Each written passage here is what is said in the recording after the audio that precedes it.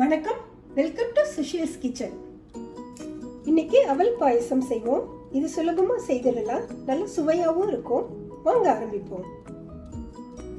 முதல்ல 3/4 லிட்டர் பாலை அடுப்பில் வச்சு கொதிக்க வைக்கிறேன்.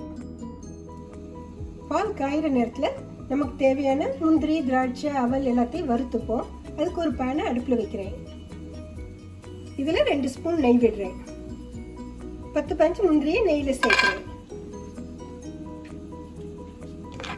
வறுத்து எடுத்துப்போம்.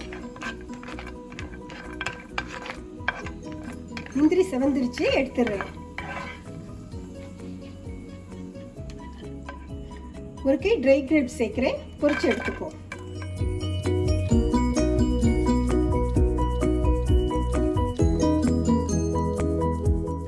ட்ரை கிரேப்ஸ் பொரிஞ்சிருச்சு, எடுத்துடுறேன். இப்போ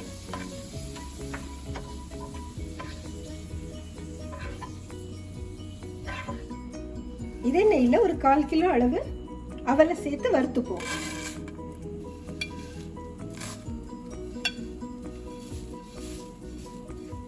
அவல் நல்லா வறுபடணும்.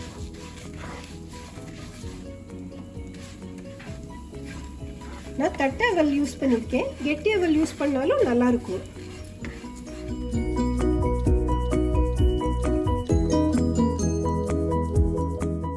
அவல் நல்லா பொரிஞ்சிருச்சு, அடுப்பை நிறுத்திட்டேன்.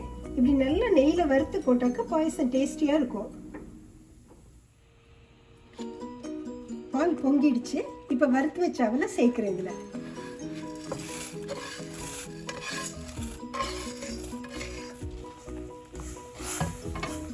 நல்லா கலந்து விடுவோம், வேகட்டும்.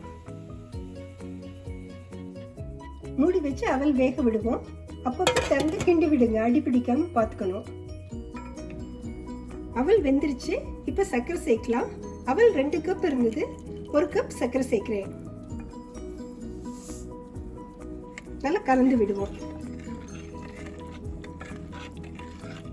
1/2 ஸ்பூன் ஏலக்காய் பொடி சேர்க்கிறேன். 10-15 பாதாம ஊற வச்சு தோல் உரிச்சு மிக்சியில பொடிச்சு வச்சிருக்கேன், அதை இதோட சேர்க்கிறேன்.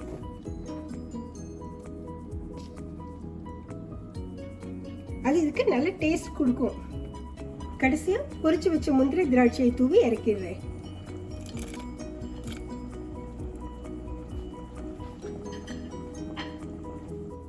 ரிச் அண்ட் டேஸ்டியான அவல் பாயசம் சட்டுன்னு ரெடி ஆயிடுச்சு. நீங்களும் உங்க வீட்டில் செய்து பார்த்துட்டு கமெண்ட் சொல்லுங்க.